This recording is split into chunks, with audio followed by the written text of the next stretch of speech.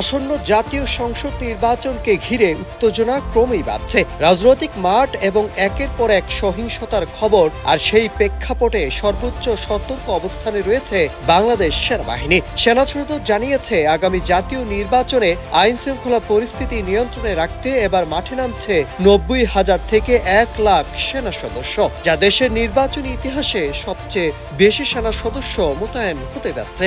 এমনটা জানিয়েছেন military operation brigadier general Redwan Mohammad Monzur Hossain. 5 November সেনা সদরে সেনাবাহিনীর কার্যক্রম সম্পর্কিত আয়োজিত সংবাদ সম্মেলনে এসব কথা বলেন তিনি। সেনা সদরে ব্রিগেডিয়ার জেনারেল মোহাম্মদ মঞ্জুর হোসেন বলেন, একটি সুষ্ঠু ও অবাধ নির্বাচনের পূর্ব শর্ত হচ্ছে আইন শৃঙ্খলা পরিস্থিতি নিয়ন্ত্রণে থাকা। সেই লক্ষ্যে আমরা সর্বোচ্চ প্রস্তুতি নিয়েছি। নির্বাচনের সময় মাঠ পর্যায়ে আমাদের সদস্যরা জেলা উপজেলা থেকে শুরু করে প্রতিটি সংসদীয় আসনে উপস্থিতি থাকবে।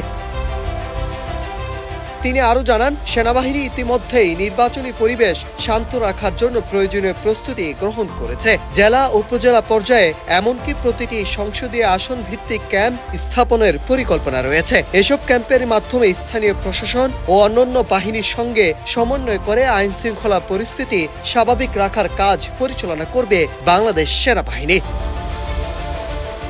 মোহাম্মদ মঞ্জুর হোসেন আরো বলেন, বাংলাদেশ সেনাবাহিনী দেশের গণতান্ত্রিক প্রক্রিয়ায় রক্ষার সর্বদা বদ্ধপরিকর। নির্বাচন কমিশনের সঙ্গে আমরা ঘনিষ্ঠভাবে কাজ করছি। একটি ভয়মুক্ত, নিরপেক্ষ ও অংশগ্রহণমূলক নির্বাচন নিশ্চিত করাই আমাদের প্রধান লক্ষ্য।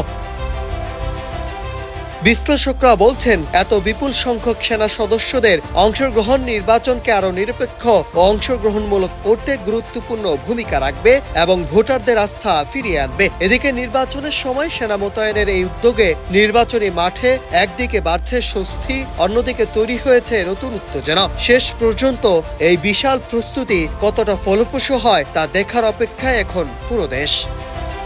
Nahid Hasan, news desk, Ittefaq.